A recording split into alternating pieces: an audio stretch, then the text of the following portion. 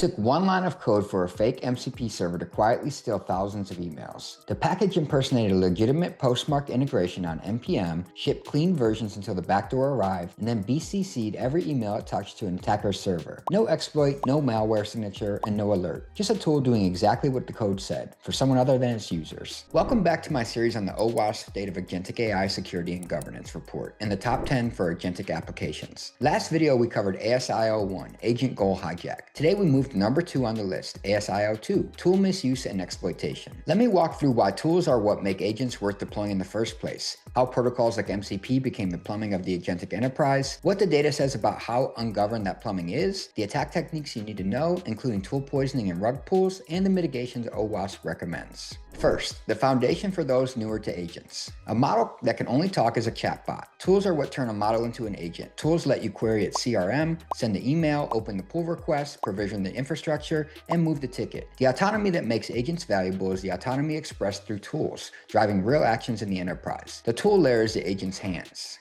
OWASP scopes ASIO2 to a specific and uncomfortable case. The agent operates within its authorized privileges but applies a legitimate tool in an unsafe or unintended way. Nothing was breached in the traditional sense. Nothing escalated. The agent used exactly the access you gave it, and something bad happened anyway. Last video, the attacker went after the agent's goal. This time the target is the agent's hands, and the two compound each other because a hijacked goal usually cashes out as a misused tool. OWASP's examples are painfully recognizable. An email summarizer that can also delete and send mail without confirmation. A customer service bot that only needs to fetch order history but holds full financial API access so it can also issue refunds. An agent that passes untrusted model output straight into a shell. A planner that loops on a costly API until the bill spikes. Now to how those hands get wired up, because this is where the story gets very current. In November 2024, Anthropic released the Model Context Protocol, and it has become the dominant standard for connecting agents to tools. Think of it as a universal connector, USB-C for AI. Instead of building a custom integration for every tool, vendors publish an MCP server and any agent can use it. The state of the report is clear that this standardization is what made large-scale agent deployment patterns possible. It's genuinely valuable. It also created a shared attack surface and extended trust boundaries far beyond traditional application perimeters. And in the report's words, protocol governance has not kept pace with adoption. Clutch Security's State of MCP research at the end of 2025 put hard numbers on the gap. They analyzed more than 15,000 MCP server deployment patterns across different enterprises over 13 months. The ecosystem grew from 3 implementations to over 6,000 published servers, which is 2,000% plus growth, with 996 new servers in November 2025 alone. 38% are unofficial community packages from unknown authors. 95% run on employee endpoints where no security tooling is watching them, because an endpoint agent just sees a legitimate application starting as a legitimate interpreter. And 3% of published servers contain hard-coded active credentials in their source code, including AWS keys and API tokens. All this connects to 115 distinct enterprise services from Atlassian to AWS to GitHub to Snowflake, with credentials commonly sitting in plain text configuration files. The incident data tracks the same curve. OWASP Exploits and Incidents Tracker now counts more than 424 CVEs across 17 agentic platforms studied. 74 of them are critical, with roughly 290 in the first quarter of 2026 alone. So what do the attacks actually look like? There are 3 concepts to internalize. The first is tool metadata poisoning. Invariant Labs demonstrated this against MCP back in April of 2025. Every tool ships a description. The metadata the model reads to decide when and how to invoke it. Hidden instructions in that description are invisible to you but fully visible to the model. You approve what looks like a harmless utility. Your agent reads a description telling it to grab sensitive files and pass them along as parameters. OWASP classified this as interface manipulation squarely under ASIO2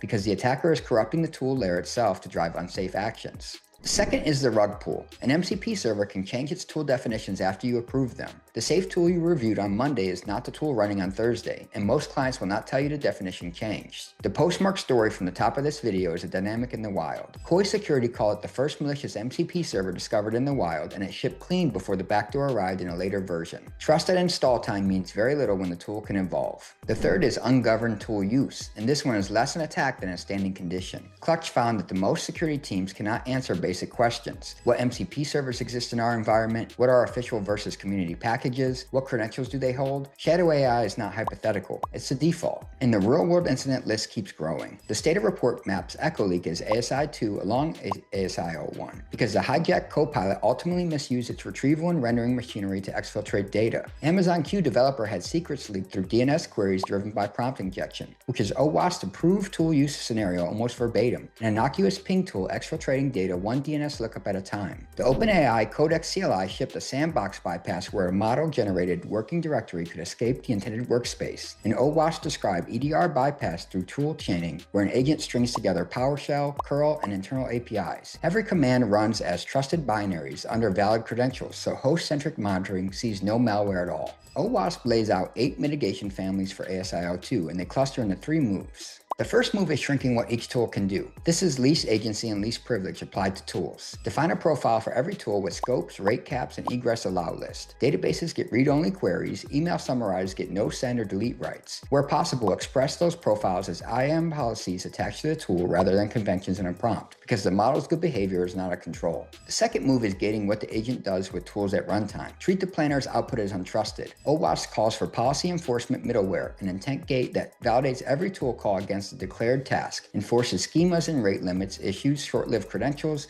and revokes on drift. Require human approval with dry run preview before destructive actions. Apply adaptive tool buckets so a looping agent gets throttled instead of running up the bill. Use just-in-time ephemeral access so a leaked token dies in minutes rather than living in a config file for years. If you watch ASIO1 video that I made, you will recognize the thesis. The enforcement boundary lives outside the model. The third move is establishing trust in the tool layer itself. OWASP recommends what it calls semantic firewalls.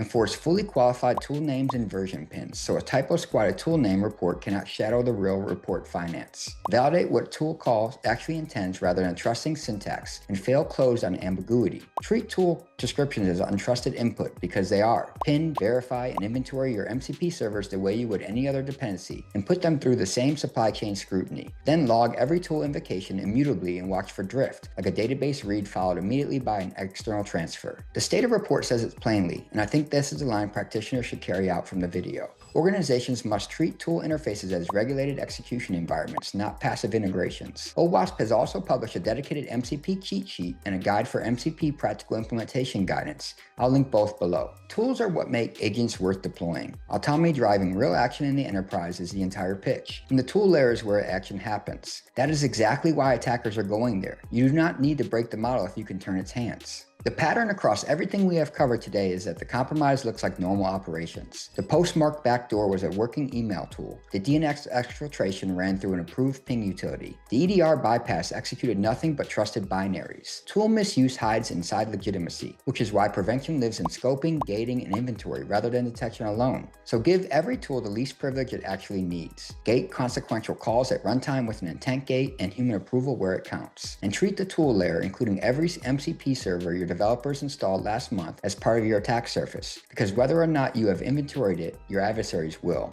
We will keep working down the top 10 in the next video in this series. Links below. Subscribe, and I'll see you in the next one.